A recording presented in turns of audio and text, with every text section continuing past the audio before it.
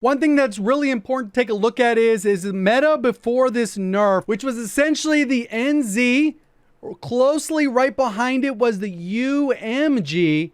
And then there was this big old gap.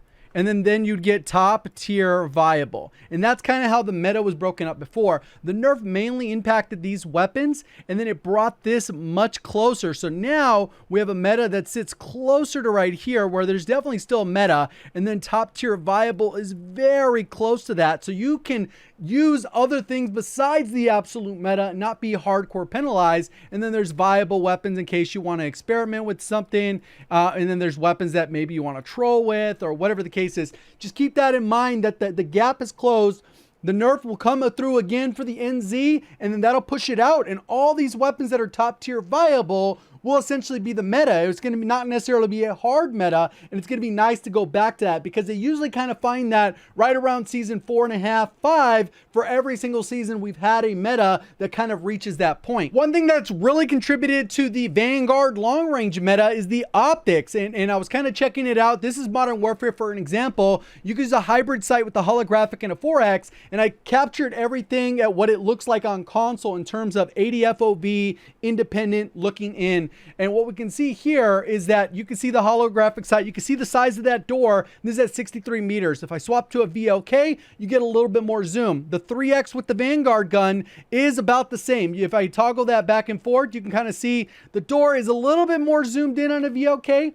But the problem is we do have a 6X optic, which zooms in significantly. And when you compare that to the hybrid sight of the 4X, you can see how big the door is. It actually zooms in a little bit further. Not a significant difference, but the 4X hybrid Modern Warfare guns gets a comparable zoom. Unfortunately, the Cold War guns do not have an option that really toggles like that matches and mirrors these. At 110 meters, you can see how far that looks zoomed with the VLK, and it goes on and on and on. So if you're looking for a comparable one on MW guns, because I will include some Modern Warfare guns in today's video, and you'll have the option to kind of understand why that works this specific way when you are going through. And there is one issue with an optic meta, is that you have to change specific settings to make sure you can control those optics. You don't really realize it until you actually have to use those optics, which we're going to talk about right now. So I did a video on this when I was talking about accuracy, and one of the main things that you have to adjust if you're looking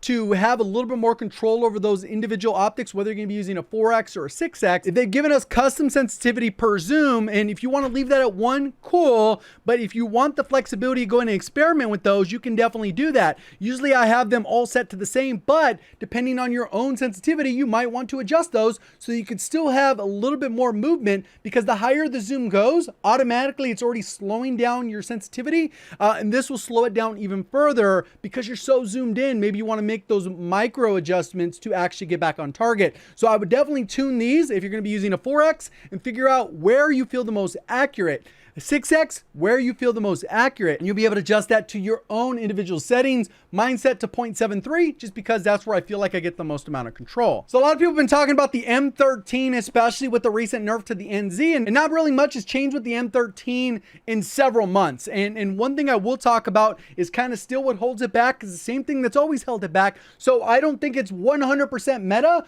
but I think there are scenarios where it is a really easy gun to use, and there's a lot of situations. So obviously we talked about the AS44 recently. The biggest problem with the AS44, besides the recoil, which is a little bit more of a high skill weapon, is the damage per mag, which is only around 1200. So it usually allows you to down one player if you're really good. Maybe you can down 2, but it doesn't leave you enough ammo to thirst. And that's the problem with this 1250-ish, 1300 damage per mag.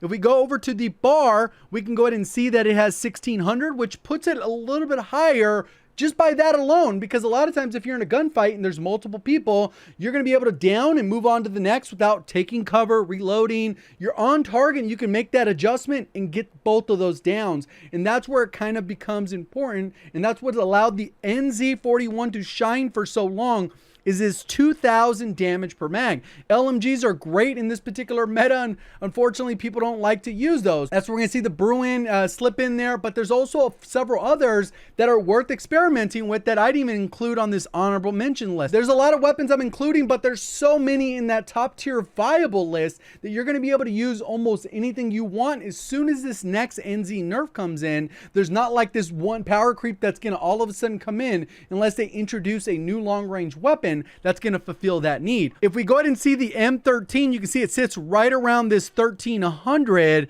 damage per mag, which is a little bit less than the Cooper. So if you're a fan of the M13 and you want similar TTKs, you can definitely go with the Cooper Carbine. The bullet velocity is one of the nicest things on the M13, and that's kind of what allows it to shine, is that it has a higher bullet velocity than pretty much everything. And that's why I think a lot of people lean towards the KG. Super easy to use on the bigger map. Almost anyone can control that recoil, even the lowest skilled players, which is usually a meta type weapon, but not a broken meta type weapon where it's going to instantly delete you. So we'll go ahead and talk a little bit about that. What I have highlighted in green here is the most common TTK, and then we have in yellow a very practical TTK, getting 1 headshot out of 8.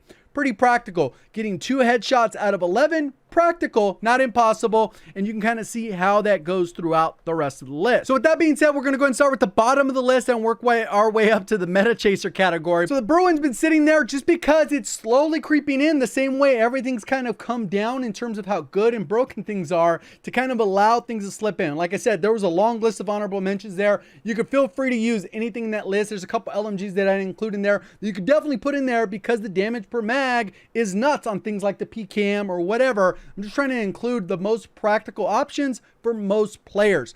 So we have the Bruen here. This one has the monolithic, the 26.8 tac laser, the 3x optic, or the 60 round mag, and the 60 round mags. And this one you can use that hybrid sight, which is the flip optic, and that'll give you that different zoom. So make sure you adjust that setting like I talked about, or maybe you're going to be able to struggle with the recoil then. Then we have a KGM40, which doesn't have the most spectacular TTK, but with 2 headshots in the mix, you end up getting a pretty decent TTK. Has almost no recoil, better bullet velocity than most of the meta options, so super easy, and I think a lot of people will kind of gravitate towards it as soon as they get it unlocked. I think there's a challenge to unlock that. But we got MX silencer, the shrouded, the 3-6X, the padded, braced, on-hand, hatch grip, 60 round mag or drum, and then lengthened and then stripe angle. Then that brings us to the M13, which is in the meta conversation. The biggest problem is the damage per mag. People will say it shoots marshmallows. It definitely does. It only does 20 damage, but it has nice round numbers where it multiplies perfectly up to 300 and it gets efficient TTK. And that's pretty much everywhere in the body. You get 2 headshots, you get a really fast TTK.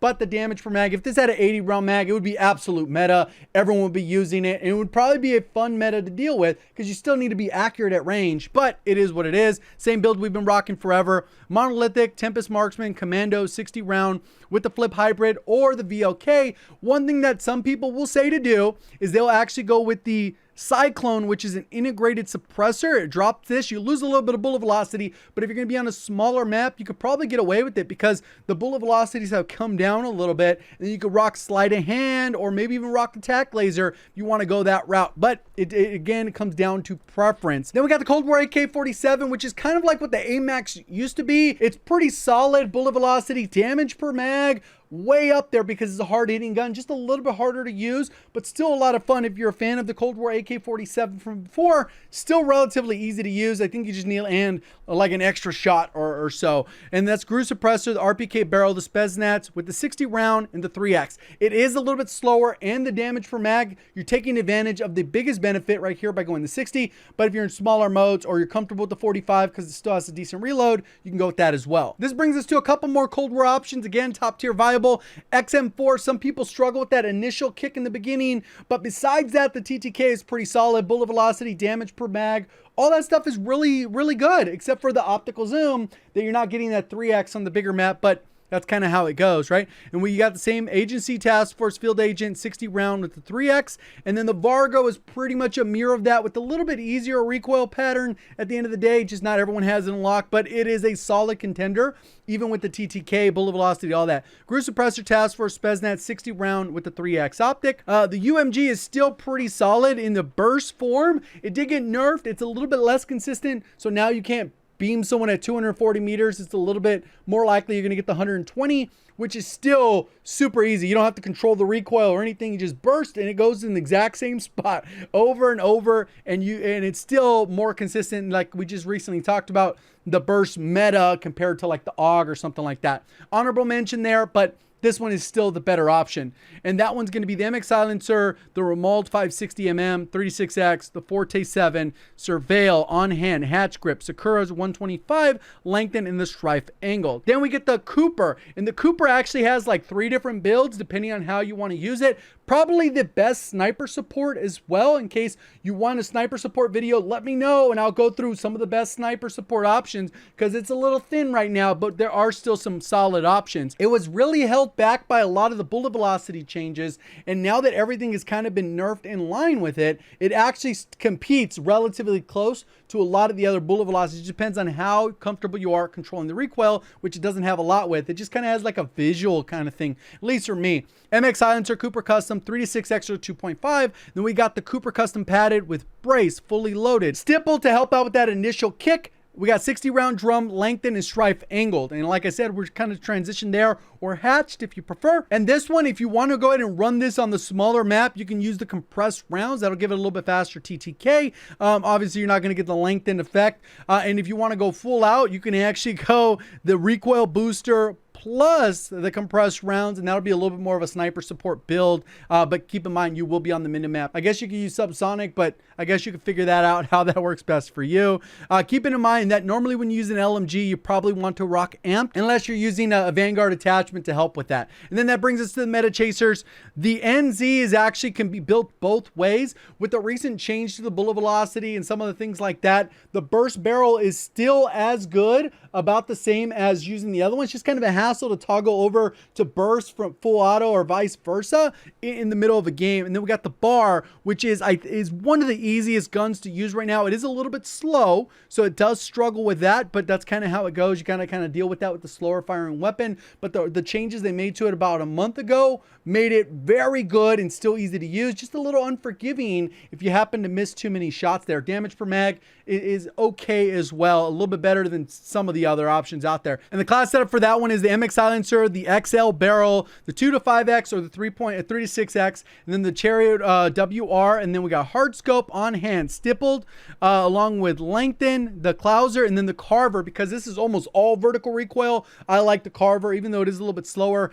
That's the one that I prefer for that. And then we got like I said, the NZ has a couple different builds. You pretty much build it the exact same way. MX Silencer, the Orb Weaver 360, and this is a fully automatic barrel where you don't have to toggle over from burst to fully auto. And then we have the 3-6X Orb Weaver EPAC, brace, fully loaded, hatch, strife angled, Sakura 50 round, lengthened. Those are the builds. Appreciate the support. Thank you for watching as always. Have a great day.